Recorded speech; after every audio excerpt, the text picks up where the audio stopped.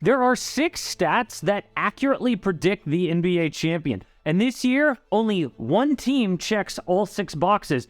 Apparently, they are locks to win the title. But there's one team that people are sleeping on that should scare everyone. Those 6 stats are wins, point differential, 3-point shooting, defense, home road record, and having at least 2 All-Stars. So, the Celtics are clear favorites to win this year, even though they've looked suspect recently and the season's not over. By the way, the Sixers and Bucks check all but one box, so the East is very competitive. But in the West, the top teams are the Nuggets, Grizz, and Kings?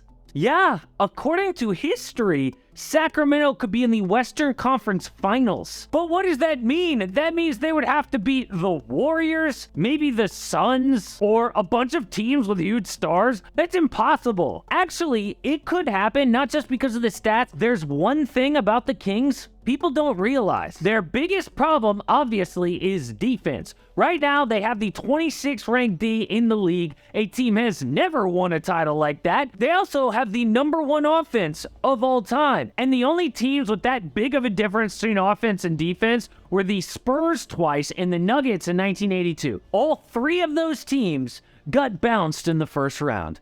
But the Kings are different. 2 years ago, they traded for Domantas Sabonis, and people killed them. Why would they trade Tyrese Halliburton for a win-now player? 16-year playoff drought is not win-now. Even De'Aaron Fox admitted, I didn't know if I would make it past the trade deadline. I thought I might be moved. I mean, we weren't winning. And Tyrese made the All-Star team. But the Kings did 3 things that made the doubters, like me, look stupid. The first was trading Marvin Bagley. He was a reminder of how horrible they've been for years. They drafted Bagley #2, right in front of Luka Doncic. And why did the front office do that? The GM at the time, Vlade Divac, knew Luka's dad from Europe back in the day and hated him. So he decided, forget the scouting, like father, like son, and passed on him. Idiot. In return for Bagley, they got Josh Jackson and Trey Lyles, who is shooting above average from 3, and apparently is not scared of anyone. Next, they acquired Kevin Huerter and Malik Monk. Both guys are having career best offensive seasons. The Hawks just gave away Kevin Huerter for nothing to avoid the luxury tax. And the last thing the new GM did was draft Keegan Murray. At the time, experts hated on the pick.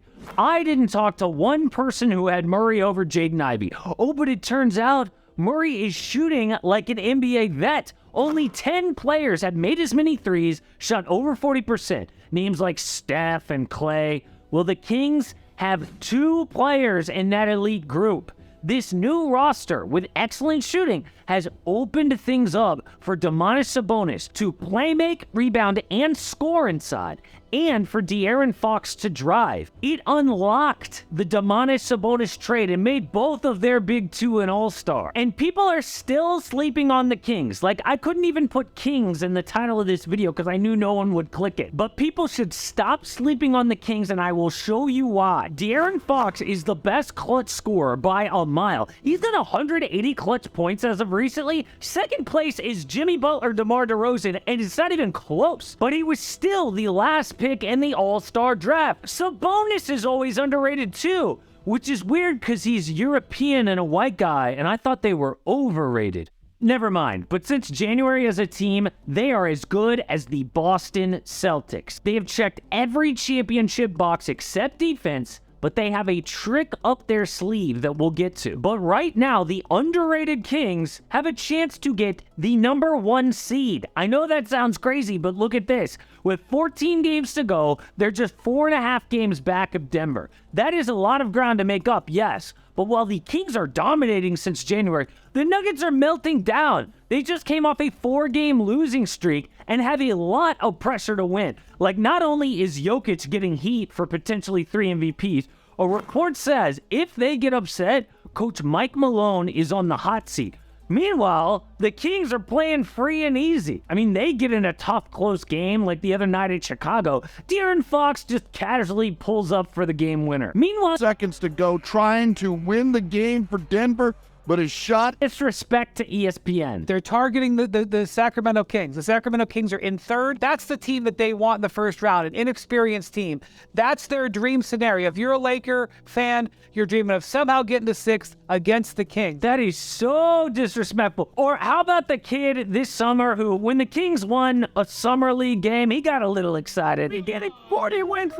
People slammed him on the internet like he was a clown. Oh, but who is the troll now? After their 40th win, dude posted this. But the only thing more dangerous than a 1 or 2 seed is the fact that every other team is going to be doubting them going into the playoffs, which automatically gives Sacramento an advantage to win game 1 of any series. The other team will get punched in the mouth and not see it coming. But what they have up their sleeve is a path like we rarely see in the NBA. Their toughest first-round opponent could be the Warriors, Lakers, or Mavericks. Now, beating Golden State is tough, but not impossible. The Dubs have the best starting 5 in basketball, but the second worst road record. Their main problem is three-point defense. They hold teams to about 32% at home, but almost 41% on the road. That difference is by far the worst in the league and plays right into the Kings' hands. One thing about Sacramento, they are so multiple on offense, you can't just shut one guy down.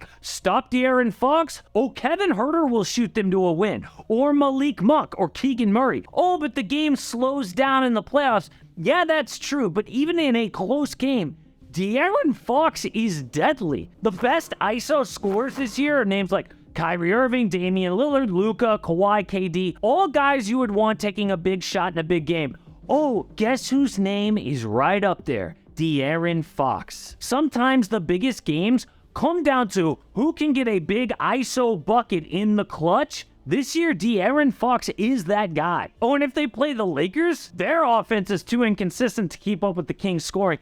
And God forbid LA has an injury. I mean, they just lost to the Rockets. The Mavericks are tough because Luka gets even better in the playoffs, but they have defensive flaws and chemistry issues. So if the Kings win a first-round series, which I think we can all agree that they could, then they just beat the Grizzlies in the second round, and they're in the West Finals against, I don't know, the Nuggets? Are we sure they won't get upset? Like, think about last year. The Warriors had an easier road through the West, partly because the number 1 seed Suns blew it against Dallas. I'm not here to make some big prediction or like have a hot take about the Kings like Kendrick Perkins, but everyone is doubting the Kings right now, and that is a mistake. Just like they're doubting that James Harden could return to the Houston Rockets. I know it sounds insane, but after hearing what Harden's actual plan might be, it kind of makes sense. Check it out.